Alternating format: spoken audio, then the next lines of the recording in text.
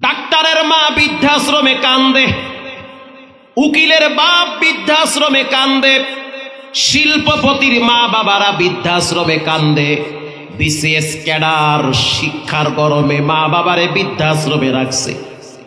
বিশ্বাস করেন, বৃদ্ধাশ্রম গুলার ভিতরে গিয়া দেখবেন অধিকাংশ শিক্ষিত ফ্যামিলির মা বাবারা সন্তানকে জাগতিক শিক্ষা দিছে, কোরআনের ন্যূনতম শিক্ষা দেয় নাই। সন্তান যদি সকালবেলা কোরআন চিনত, নবী চিনত, ইসলাম চিনত, বড় হওয়ার পর আর কিছু না চিনলেও মা বাবারে চিনত। আমি তো আমার আব্বারে দেখছি চিকন কোন চিনিয়া মসজিদের বারান্দায় বসে থাকত। একদিন যদি নামাজে দেরি করে যেতাম, পাছার কাপড় টান কইরা বিসমিল্লাহ ছাড়া তিনটা মারত। বিশ্বাস করেন, আমরা 7টা ভাই বোন বাবারে ভয় করে আজরাইলের চাইতেও বেশি। সম্মানের কোনো কমতি নাই। এটা দুনিয়ার জাগতিক শিক্ষা দ্বারা হয় নাই, একমাত্র কোরআনের ছিটা ফোটা লাগছে তার কারণে। প্রিয় ভাইয়েরা আমার, এজন্য আল্লাহ কোরআনে বলেন, ইয়াউমা লা ইয়ানফাউ মালুন ওয়ালা বানুন ইল্লা মান আতাল্লাহা বিকলবিন সালিম। কিয়ামতের ময়দানে মাল কাজে আসবে না, সন্তান কাজে আসবে না, সম্পদ কাজে আসবে না। আপনার টাকায় ছেলে চলে, মেয়ে চলে। আপনার টাকা দিয়া ছেলে কোচিং এর ফি দেয়, প্রাইভেটের ফি দেয়। আপনার টাকা দিয়া আপনার ম্যাডাম রিমোটের ব্যাটারি কিনে, আপনার টাকায় ডিশের বিল দেয়। আপনি কেমন পুরুষ? আপনার টাকায় যারা চলে তারা কেন ঘরে টাইম মতো নামাজ পড়বে না? দোষ তাদের না, দোষ হলো আপনার। আপনার দোষ, আপনি কিছুই করেন না, আপনি গোলালু। এজন্য ছেলে মেয়েদেরকে নামাজের কথা বলবেন, তা না হলে একটা টাইমে ঠিকই ধরা খাওয়া লাগবে, হয় দুনিয়ায় না হয় কবরে। কিয়ামতের ময়দানে প্রতিটা মানুষ রবের আদালতে জবাবদিহির জন্য দাঁড়িয়ে যাবে। ওই সময় রব্বুল আলামিন সন্তানকে ডেকে বলবে, নামাজ কেন পড়লা না? তোমার বয়স 12 থেকে দেখলাম কোচিং এ গেলা, প্রাইভেটে গেলা, খাইলা, বল খেলাইলা, কত আনন্দ করলা, নামাজের নেকি কই? তখন সন্তান বলবে, আল্লাহ আমার কোনো দোষ নাই, আমার আব্বারে ধরেন। ও সন্তানের বাপ, দুনিয়ার ভিতরে সন্তানের কারণে মা বাবার সম্মান বাড়ে, আবার সন্তানের কারণে মা বাবা বেইজ্জতি হয়। তখন রব্বুল আলামিন বলবে, তোমার বাবা কোথায়? তাকে আমার সামনে ডেকে নিয়ে আসো। বাবাকে দাঁড় করায় দেওয়া হবে। এবার সন্তান বলবে, রব্বানা আতিহিম দিফাইনি মিনাল আযাবি ওয়াল আনহুম লানান কাবীরা। আয় আল্লাহ, আমার দোষ নাই, আমার আব্বা আম্মার দোষ। আমার আব্বা আম্মাকে ডাবল আযাব দাও। বাবার চাকরির টাকা আমি খাইছি। স্ত্রী বলবে, আমার দোষ নাই, আমার স্বামীর দোষ, কারণ স্বামীর চাকরির টাকায় আমি চলছি। স্বামী যেমনে চালাইছে তেমনে চলছি। শুক্রবার দিন স্বামীর লাগে বিয়ে বাড়িতে যাওয়া লাগবে, লাল শাড়ি পইরা হিডা শুনছি, কিন্তু স্বামী একটা দিনও বলে নাই নামাজ পড়তে হবে, পর্দায় থাকতে হবে। সংসার যদি করতে চাও, আবার টাকা যদি খাইতে চাও, তাহলে আল্লাহর বিধান মানতে হবে। এই কথা যদি স্বামী বলতে না পারে, সে ব্যর্থ স্বামী। সে ব্যর্থ স্বামী। কিসের স্বামী সে? প্রিয় ভাইয়েরা আমার, এজন্য রব্বুল আলামিন বলেন, ইন্নামাল মুমিনুনা আল্লাযীনা ইযা যুকিরাল্লাহু ওয়াজিলাত কুলুবুহুম। মুমিনদের 5টা গুণের প্রথম গুণ হলো, মুমিনদের সামনে যখন আল্লাহর কথা বলা হবে, তখন মুমিনদের কলিজার ভিতরে একজনের ভয় আঘাত করবে। তিনি হলেন কে? وَإِذَا تُلِيَتْ عَلَيْهِمْ آيَاتُهُ زَادَتْهُمْ ঈমানা। মুমিনদের দ্বিতীয় বৈশিষ্ট্য হলো, মুমিনরা কোরআন তেলাওয়াত করবে। ছোট হোক, বড় হোক, যুবক হোক, মুরব্বী হোক, নারী হোক, পুরুষ হোক, প্রত্যেককে কোরআন তেলাওয়াত করা লাগবে। কোরআন হলো কবরের বাতি। কোরআন হলো মুমিনদের সংবিধান। মুমিনরা চায় কোরআন দ্বারা গোটা দেশ পরিচালিত হোক, ঠিক না বেঠিক? এজন্য আপনাকে কোরআন পড়তে হবে। নিয়মিত কোরআন পড়বেন, কোরআনের একটি সূরা তেলাওয়াত করবেন, তরজমায় তো বাংলায় পাওয়া যায়, দেখে দেখে পড়বেন, তরজমা পড়বেন। কোরআন যদি না পড়েন তাহলে আপনার ব্রেন অন্ধ থাকবে, আপনার ব্রেন বুদ্ধি দুর্বল হয়ে যাবে। যে কোরআন পারে না, বুঝে না, চেষ্টাও করে না, তার মতো হতভাগা পৃথিবীতে কেউ নাই। আল্লাহর রাসূল বলেন, কেউ যদি প্রতিদিন ইশারের নামাজের পর সূরা মুলুক তেলাওয়াত করে, তার কবরে নূরের বাতি জ্বালা দেওয়া হয়। বর্তমান বাইতুল্লাহ শরীফের একজন পাওয়ারফুল ইমাম আছে, যার প্রভাব বাইতুল্লাহ সবচেয়ে বেশি। বয়স খুব বেশি না, একেবারেই যুবক মানুষ, যিনি একবার জিহাদের পক্ষে কথা বলতে গিয়া চাকরি হারাইছে, পরে আবার রব্বুল আলামিন বাইতুল্লাহ কবুল করছে। যার তেলাওয়াত শুনলে মানুষের দিল জুড়িয়ে যায়, যার তেলাওয়াত শুনলে রমজান মাসে মনে হয় সবে মাত্র কোরআন নাজিল হয়। তাকে প্রশ্ন করা হইল, গত রমজানে আমরাও ছিলাম উমরাতে। সাংবাদিকরা প্রশ্ন করলো, বাইতুল্লাহর মতো জায়গায় কেমনে আপনি ইমাম হইলেন? পৃথিবীর সবচেয়ে সম্মানিত ব্যক্তিরা আপনারা এই মুহূর্তে। ওই ব্যক্তির নাম হলো শায়েখ ইয়াসিদ দুসারি, যার তেলাওয়াত শুনলে গুনাহগারের দিল কেঁপে দেয়। সে জবাব দিল, বাইতুল্লাহর মতো জায়গায় সম্মানিত আল্লাহ পাক করেছেন দুইটা কারণে। এক নম্বরে মা বাবার দোয়া, দুই নম্বরে নিয়মিত প্রতিদিন আমি কোরআন তেলাওয়াত করি। হাঁটতেছি, দুইটা আয়াত তেলাওয়াত করি। খানার টেবিলে খানা আছে, খানা খাবো, তার আগে সময় পাই দুইটা আয়াত পড়ি। ঘুমাবার আগে দুইটা আয়াত তেলাওয়াত করি। সময় পাইলে হাত দিয়া কাজ করি, পা দিয়া হাঁটি, জিহ্বা লড়ায়া লড়ায়া কোরআন পড়ি। সে সাংবাদিককে বলল, কিয়ামতের ময়দানে আল্লাহর আদালতে তার উম্মতদেরকে দাঁড় করানো হবে, আল্লাহর নবীর উম্মতদেরকে দাঁড় করানো হবে। কোরআন তাদের পক্ষে বিপক্ষে সাক্ষী দিবে।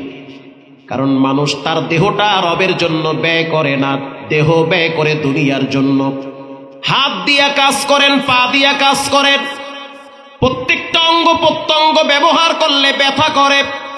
দুই ঠোঁটের মাঝখানের জিহ্বা এমন একটা বস্তু, যার দ্বারা ব্যবহার করলে কখনোই ব্যথা করে না।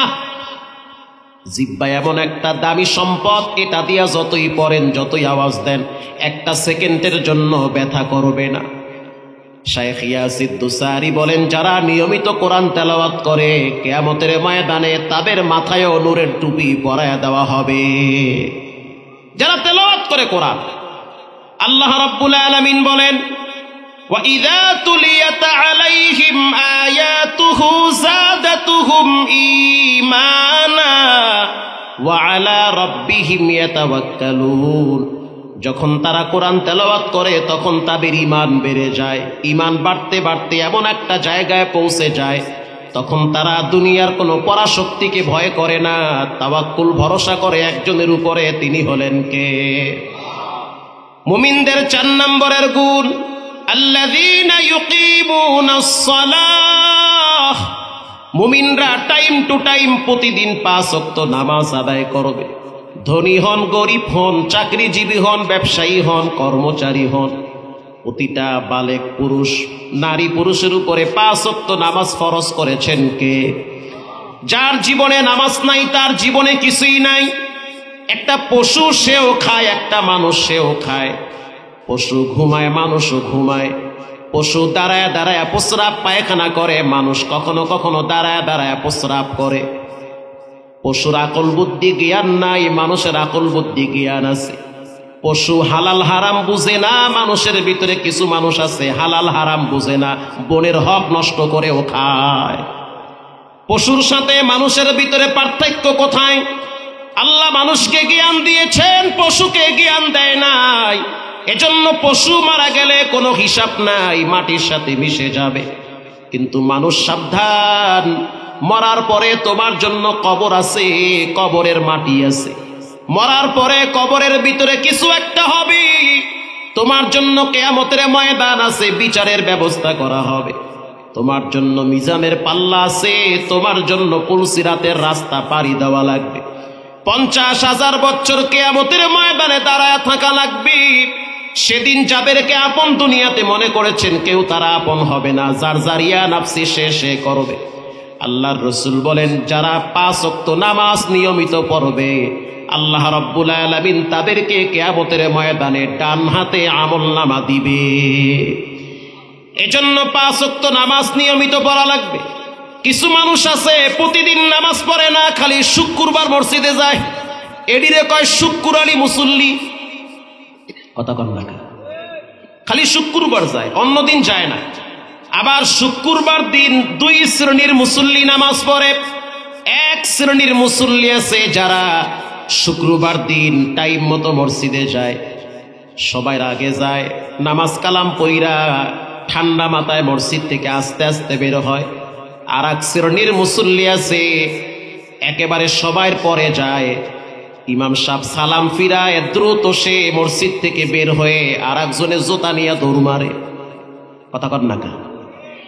আবার কিছু মুসল্লি আছে মসজিদে যদি তবারক দেখে ঠান্ডা মাথায় বয়া বয়া মোরাকাবায় থাকে, আর যদি তবারক না দেখে সুন্নত বাদ দিয়ে দৌড় মারে।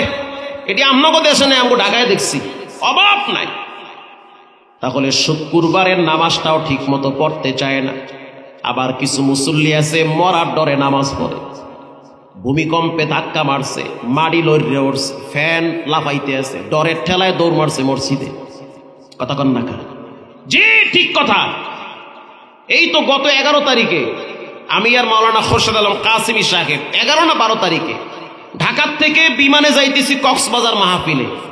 তো বিমানে ওঠার পরে বিমান ক্রু বলতে আছে, সাবধান, শক্ত হইয়া বইয়েন, অবস্থা খুব খারাপ। তবারক দিবেন নাকি? আচ্ছা আচ্ছা, অবস্থা খুব খারাপ, একটু আগায় বসলে ভালো হয়। অবস্থা খুব ভয়াবহ, কুয়াশায় দেখা যায় না, একটা দুর্ঘটনার মুখোমুখি হচ্ছি আমরা, ঝুঁকিপূর্ণ অবস্থা। তো বিমানে ওঠার পরে প্রথম দিকে যে অবস্থা দেখছি মনে হয় বিমান না বিয়ে বাড়ি। কেউ ছবি তোলে, কেউ মোবাইল নিয়ে ব্যস্ত, কেউ নাচানাচি লাফালাফি, এক একজনের এক এক তালে আছে, আর ঘুরবার যাবে কক্সবাজার।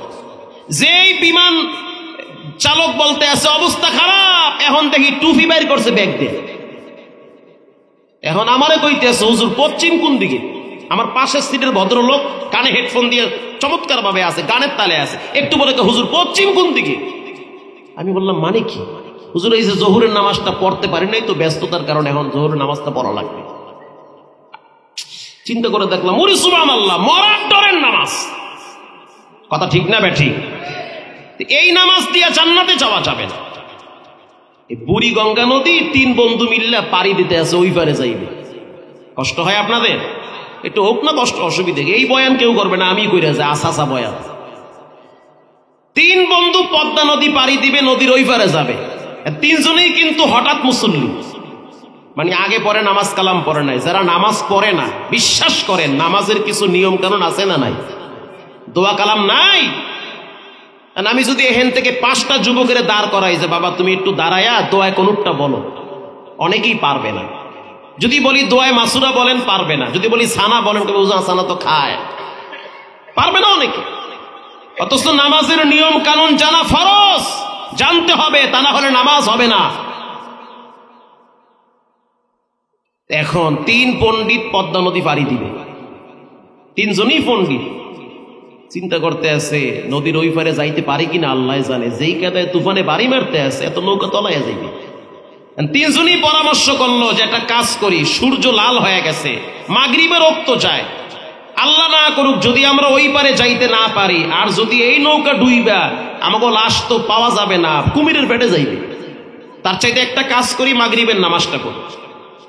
ঠিক ঠিক বুদ্ধি দিছো। একটু পরে মরলে তো চেহারা নিয়ে আল্লাহর সামনে দাঁড়ানো লাগবে, হিসাব নিকাশ খুব করা হবে। 3 জনই পণ্ডিত। ইমাম সাহেব হিসাবে একজন রে যেটা বেশি ফটর ফটর করে হেডের সামনে দিয়েছে, তুমি যাও। আল্লাহু আকবার। সূরা ফাতিহা শেষ, কুল ইয়া আইয়ুহাল কাফিরুন। যেই বলছে কুল ইয়া আইয়ুহাল কাফিরুন, তুফানে আরো একটা বাড়ি মারছে। আমাকে বরিশাল্লা ভাষা আছে, ঝড়ে বক মরে ফকিরের কেরামতি বাড়ে। তো পিছনে যেই 2 জন দাঁড়াইছে, এরাও কিন্তু পণ্ডিত, এরাও শুক্কুর আলী মুসল্লি, দোয়া কালাম পারে না। একটা আর একটারে কন্ন দিয়ে গুতা মারি রেখা, শক্ত ইয়া খারাইশ তুফানে বাড়ি মারছে। নামাজ আছে? কথা কর না। হাসতেছেন? এই নামাজ তো অনেকেই পড়ে, আল্লাহু আকবার কইয়া ঘড়ির দিকে চাইয়া তাই আরে মুসল্লি। এই নিয়ে কবরের নদী কেমনে বাড়ি দিবেন? এই নিয়ে আজরাইলের থাবার থেকে কেমনে বাঁচবেন? মরার টাইমে মুখ দিয়ে কালেমা বের হবে কেমনে? আউযুবিল্লাহ নাউযুবিল্লাহ তো ভুলে যাবেন আপনি। পাশের দেয় কইতেছে মগা নামাজে কথা কইলে নামাজ থাহে। আচ্ছা, এ যে বলল নামাজে তুফানে বাড়ি মারছে শক্ত ইয়ে খারাইস, এর কি নামাজ আছে? লগেরটা যে কইল নামাজে কথা বললে নামাজ থাকে, ওর কি নামাজ আছে? ইমাম সাহেব নামাজ বাদ দিয়া পিছনে ফিরে রাখা, ও কথা কইছে তুই কইছো কা? বলেন এইভাবে নামাজ পড়লে নামাজ হবে না। অনেক মুসল্লি আছে হাজী সাহেব, কিন্তু নামাজের নিয়ম কানুন জানে না। অনেক যুবক আছে নাবির নিচে প্যান পইরা আল্লাহু আকবার কয়, রুকুতে গেলে পিছনে সব বাইরে যায়। কথা ঠিক না বেঠিক? এগুলার নিয়ম কানুন জানতে হবে বাবা, রাগ করলে হবে না। এই নিয়ম যদি না জানেন নামাজ পড়তে পড়তে কপাল কালা হবে, নামাজ তো কবুল হবে না। ঢাকার থেকে লঞ্চে বরিশাল যাইতেছি, তো লঞ্চের নিয়ম হলো লঞ্চে উঠলে কিছু মানুষ মনে করে শ্বশুর বাড়ি আইছে, টিভি দেখে, তাস খেলায়, বিড়ি খায়, লুডু খেলায়, ক্যারাম বোর্ড খেলায়, ওটা একটা পিকনিক স্পট। তো কিছু মুরব্বীরে দেখলাম বড় বড় দাড়ি নিয়ে বসে বসে ক্যারাম বোর্ড খেলাইতেছে, তাস খেলাইতেছে। আফসোস, এত বড় দাড়ি, নামাজের টাইমে নামাজ বাদ দিয়া তাস খেলা। তো কয়েকজন মোল্লা মুন্সি মিল্লা হেগোদারে দাওয়াত দিতে গেছে, চাচা আসেন আমরা একসাথে মিল্লা দোতলায় নামাজ পড়ি। কইতেছে কি জান নামাজ হেদ দাঁড়ে, আপনার নামাজ আমনে পড়েন, আমারটা আমি পড়া নিব, আমার নিয়ে ফাও টেনশন করা লাগবে। সুবহানাল্লাহ। রাত বাজে ৩টা। তো লঞ্চের চরিত্র হলো ঢাকার থেকে যেই লঞ্চগুলো বরিশাল যায়, চাঁদপুর আসলে লঞ্চের অবস্থা 12টা বাজে, কারণ চাঁদপুর মোহনায় তুফানে বাড়ি মারে, লঞ্চ ডাইনে বামে লড়ে, মানুষের ভিতরে কম্পন শুরু হয় ভয়েতে। তো চাঁদপুর মোহনায় যখন লঞ্চ ডাইনে বামা যাওয়া শুরু করছে, বৃষ্টিও পড়তে আছে, বাতাসে মারছে বাড়ি, তুফান দেই ভিতরে হান দেয়ার বাইরে। তো চিন্তা করলাম আমি তো কেবিনে, আই হাই এ দিদি ফ্যান লড়তে আছে, এসি ভিতরে হেঁটে হুদ্দা লড়তে আছে, পুরো লঞ্চ খালি দেখি লাফালাফি করতে আছে। পরে বারান্দায় নামার পরে দেখলাম ওই টাস খেলায় না কয়েকজন পার্টি লম্বা তসবি লইয়া 3 তলায় উঠছে। আমার চোখে দেখা কোরআন আমার হাতে, আল্লাহর কোরআন। বিশ্বাস যদি না হয় আপনি 2-1 দিন সফর করেন আমার সাথে, দেখে তুমি মরান নামাজ কারে কয়। এটি সব মরান নামাজ পড়ে। আমারে কইতে আছে হুজুর এই মরার আগে জানি কোন দোয়া পড়ে, মরার আগে কোন দোয়া পড়ে? তার মানে লা ইলাহা ইল্লা আনতা সুবহানাকা ইন্নী কুনতু মিনাজ জালিমিন, বিপদের দোয়া ভুলে গেছে গা। আরে ভাই, যখন মানুষের বিপদ নাহের দ্বারে ঘোরে তখন তো দোয়া কালামও ভুলে যায়। কথা কন না কা, মনে থাকে না এগুলো। তা আমি তখন ঠান্ডা মাথায় তারে বসায়া গল্প করলাম যে আপনাদেরকে একটু আগে দাওয়াত দেওয়া হয়েছে, আসেন নামাজে। নামাজ পড়লেন, আহা দাড়ি এত বড় পাইকে গেছে সব দাড়ি, এরপরও মরার ডর নাই। হাদিসে আসছে রাসূল বলেছেন মানুষের বয়স যত বাড়ে তত তাদের দুনিয়ায় বেঁচে থাকার আকাঙ্ক্ষা বাড়ে। তখন বলল বাবা ঠিক কথাই বলছেন, পড়া দরকার, কিন্তু তাসের নেশায় পড়ে গেছি তো শয়তানে কামড়ায় ধরছে। তো তওবা করতে আছে, আল্লাহ যদি নিরাপদে বাড়িতে নেয় নামাজ ছাড়ুম না। এখন কোন পশ্চিমটা কোন দিকে হইতে পারে? এটারে কয় মরান নামাজ। বলেন এটারে কি কয়? মরান নামাজ। এরকম মরান নামাজ পড়লে হবে না, প্রতিদিন 5 ওয়াক্ত নামাজ আল্লাহর ডরে পড়া লাগবে। কথা ঠিক না বেঠিক? মা আয়েশা রাদিয়াল্লাহু তাআলা আনহা বলেন আমি আর রাসূলুল্লাহ একই বিছানায় শুইয়া পড়লাম, হঠাৎ আমার হাতের ভিতরে পানি পানি বুঝলাম, মানে আমার হাতে পানি লাগছে। আমি মনে করলাম মস্কের পানি পড়ে গিয়েছে, পরে দেখলাম মস্কের পানি পড়ে নাই। রাসূলুল্লাহ সিজদায় পড়ে কাঁদে, তার চোখের পানি বায়া বায়া বায়া বায়া পড়ে। লম্বা টাইম আল্লাহর হাবিব সিজদায় পড়ে আছেন। আমি মনে করলাম জানান্তু হাত্তা কবদাতার রূহু, আমি মনে করলাম সিজদার ভিতরে বুঝি বিশ্বনবী মারা গেছে।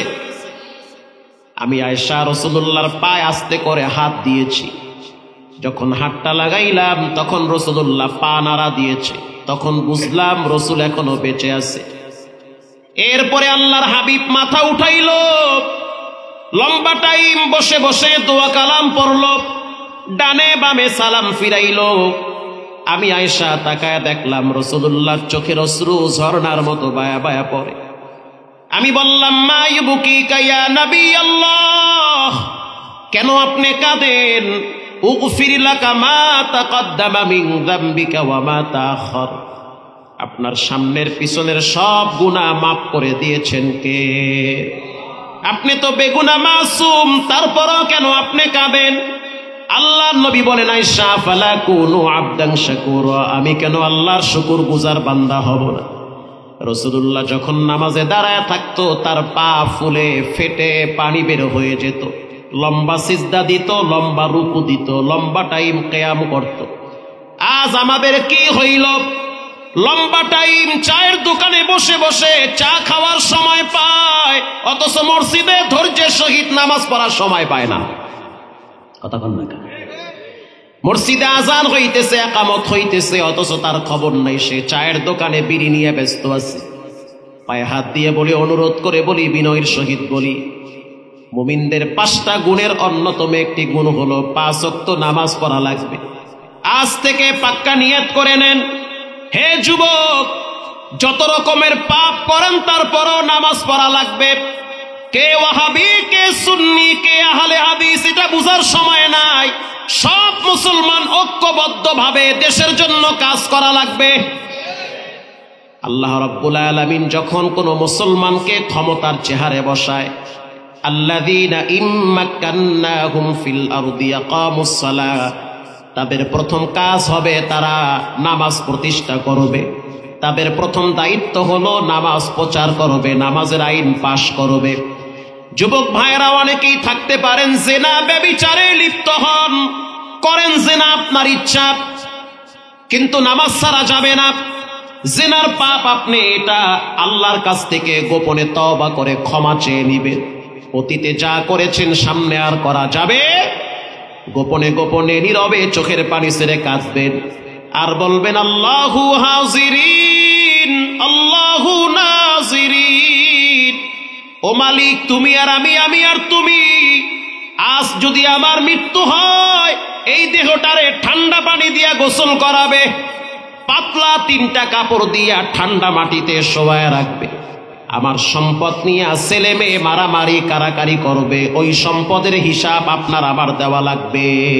যুবক ভাইরা আমার, কেউ বলে আমি মিথ্যা বলি, বলেন মিথ্যা, তারপরও নামাজ ছাড়া যাবে না। হারাম খান, তারপরও নামাজ ছাড়া যাবে না। একটা টাইমে দেখবেন খারাপ জিনিস থাকবে না, নামাজটাই আপনার জীবনে থাকবে।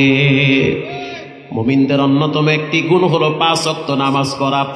আজ থেকে তওবা করে নেন, জীবনে কোনোদিন নামাজ ছাড়বো না, হারাম খাবো না, মা বাবার সাথে খারাপ ব্যবহার করব না। অন্তরটারে ফ্রেশ রাখেন, হিংসা বিদ্বেষ অন্তরে পোষণ করবেন না, অহংকার অন্তরে লালন করবেন না। দিলটা যদি ভালো থাকে, তওবার নিয়াইতে 2টা হাত আল্লাহকে দেখায় দেন। নারায়ে তাকবীর। আয় আল্লাহ, এই হাতগুলা জীবনে একবার খানায় কাবার কালো গিলাফের সাথে লাগায় দেন আল্লাহ। জীবনে একবার রাসূলুল্লাহর রওজায় সালাম দেওয়ার তৌফিক দেন, বলেন আমিন। রঙ্গে তাকওয়া, রঙ্গে সিদ্দিক, রঙ্গে দিন, তা আবদু বাকি বুয়াদ বর আবেদি।